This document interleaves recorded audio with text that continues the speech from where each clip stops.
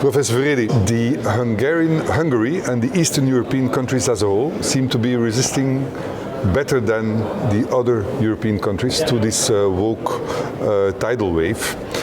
Tell us your secret.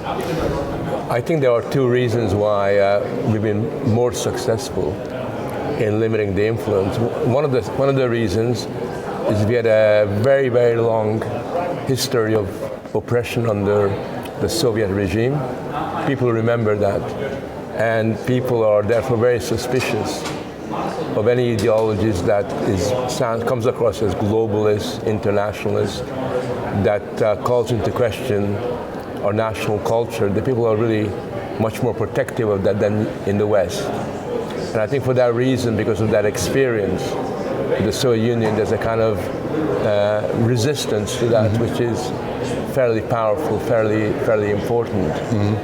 I think that's one of the reasons. I think the second reason has got to do with the fact that politically there's a commitment on a large section of society to adopt a more conservative, in a small c kind of outlook, where you're trying to not just preserve, but to win back.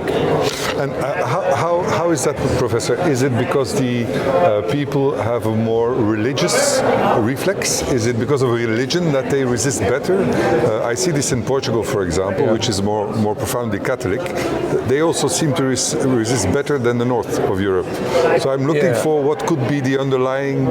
Yeah, I'm not sure that's the case, because there are some southern European countries like Spain that are very, very woke. I think what it is that people have lost a lot of their identity under the communist regimes, and now that they have it back, now that they got their independence back, they take that really very, very seriously. Yes. I think that's what's really important now. You know, most Hungarians are not religious the way other Christian people are. They're what I call cultural Christians. Yes. For them, Christianity is important as a tradition. Like most of us, And I think that's plays an important role as well.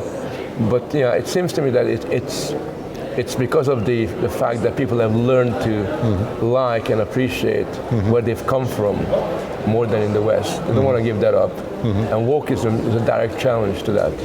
Wokeism, you explained in the conference, is a top-down ideology, and the bottom-up reaction seems to be these populist movements that we see popping up all over Europe, the Gilets jaunes and the farmers, and even in the US you see or in Canada the truckers. It's kind of a counter-movement across the whole of the West, it seems. So how do you see this evolving? That again depends on people like us, because this energy, this adversive energy, is very, very positive, but it's politically unformed. There is no real political leadership, for example, behind the movements in France. Yes. There's no political leadership behind the Canadian truckers.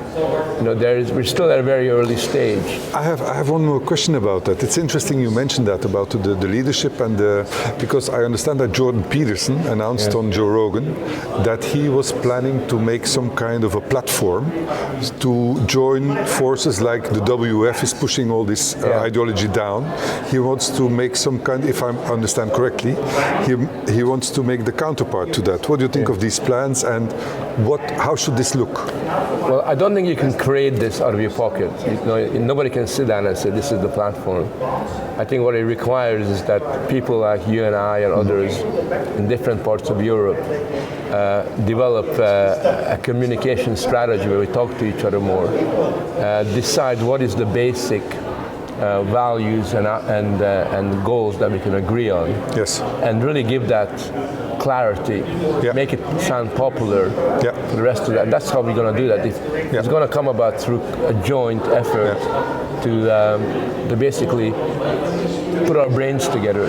When I hear you speak about these values, I hear echoes of what Vivek Ramaswamy is trying to come across.